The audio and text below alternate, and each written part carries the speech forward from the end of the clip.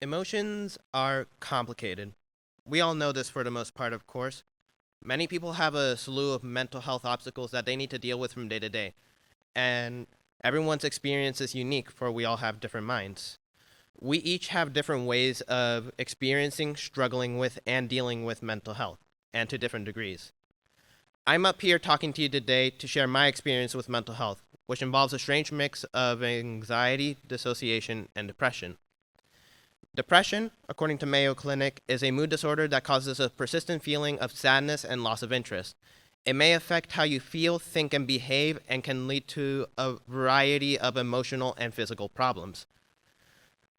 It, you may have trouble doing normal day to day activities, and sometimes you may feel as if life isn't worth living. Now, I can thankfully say that I do not experience depression to this severity, although it is still there. Dissociation, according to WebMD, is a break in how your mind handles information. You may feel disconnected from your thoughts, feelings, memories, and surroundings. The symptoms often go away on their own. It may take hours, days, or weeks. This is much more in line with what I go through. I often go through this as a sort of mental defense mechanism to anything threatening my feelings. In short, this means that in a supposed situation where I would cry, or my emotions would want me to cry, my brain would stop that from happening. How? By cutting off the emotions. Just cut everything off until whatever's making me feel bad goes away. Is this healthy? Probably not, but it's what I do. Honestly speaking, dissociation is probably where everything else starts regarding myself. Now, before I continue, let me preface that I am not diagnosed by a medical professional, nor do I have the expertise needed to get an accurate read on my mental health. This talk is based mainly around my own journey with mental health, which is only just beginning. This is just my interpretation of my experience so far. If I were to pinpoint when I first started dissociating, I couldn't give you an exact date, but I can say that it may have started in my early adolescence, specifically middle school. I only really became aware of it in the last year, which for those of you who may be watching on YouTube is the grand old year of 2020. A great year for mental health. Regardless, here's the best way I can describe what I go through. Let's say there's something that is making me feel bad or overwhelmed, like getting berated verbally by my parents. I've learned, or built up rather, to zone out of the conversation and my mental state. I think this may have been a sort of mental defense mechanism that I've subconsciously built up over several years to stop myself from feeling overwhelmed by my emotions. The positives that came from this: I have incredible anger management and am generally very calm and rational. Now, the negative aspects I'd even realized were there until last year. I've come to realize that after a dissociative moment where I cut off my emotions, now my emotions remain cut off, and for extended periods of time at that. I begin to feel incredibly void and demotivated. I was depressed. In preparing this TED Talk, I happened across a YouTube video which describes a paradigm shift.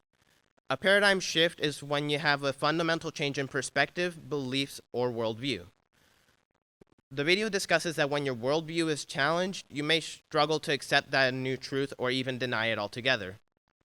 This pretty much describes exactly one of the worst triggers of my dissociation.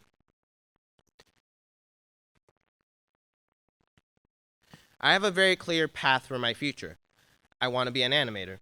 I've known this ever since middle school. I have a very clear image of what I want my future to be. Oftentimes there is the occasional conversation of how my future can go wrong, how my future can be taken away, how my future can be fundamentally not what I want it to be. This is my paradigm shift, and my reactive defense to my worldview always ends up being dissociation. This complete cutoff of the situation usually leads to a particularly bad depressive episode. So, how did I manage this? Obviously, I haven't gone to therapy. Like I said earlier, I've been mainly managing this on my own without seeking professional help.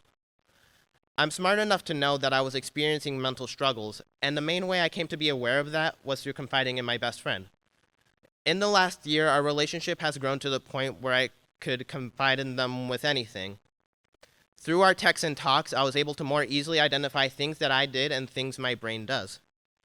That alone was therapeutic for me because having someone that I genuinely trusted and cared for that understands my issues allowed me to open up more and see that those issues were there in the first place. So far in my journey, I'm really still in the identifying stage. I know what my issues are and how they happen, but I've yet to figure out how to improve my situation. I have found that I enjoy the company of my close friends. Socializing really helps me to stay in the moment, which is kind of weird considering that I'm an avid introvert. I, fa- I mainly only speak with my friends and occasionally people my age, and that helps keep me from being alone with my thoughts, which doesn't feel good for me.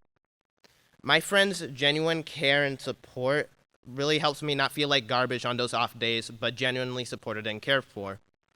A good laugh does wonders for me on those kinds of days. My previously mentioned best friend had an aunt who's a therapist.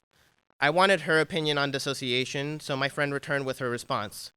She said, and I quote, "It's just that every client is different depending on their condition, severity, the client's introspection level, and the environment in which it is.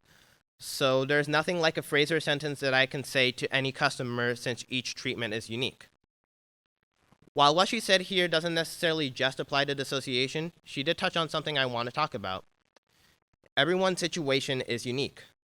I could not agree with this more. I'm up here talking to you today about my mental health situation, and for all I know, you could be identifying with anywhere from all of it or none, because your situation is different than mine. Some people have it severe. Others could be experiencing mild problems or none at all. Everyone has different problems that require different solutions, and that's okay. So, what are my avenues for helping myself? What are my mental health plans for the future? Well, first off, I'm definitely going to keep my friends around. They are incredibly fun people to be around and have been a huge help to me discovering and caring for my mental health. I've also been looking into therapy as of this year, specifically because I wanted to seek a professional's opinion and read on my mental health, as well as get proper advice on how to manage my life better in regards to that. To start to wrap things up here, let me reiterate that my mental health journey is just beginning, and there are so many things that I don't know yet.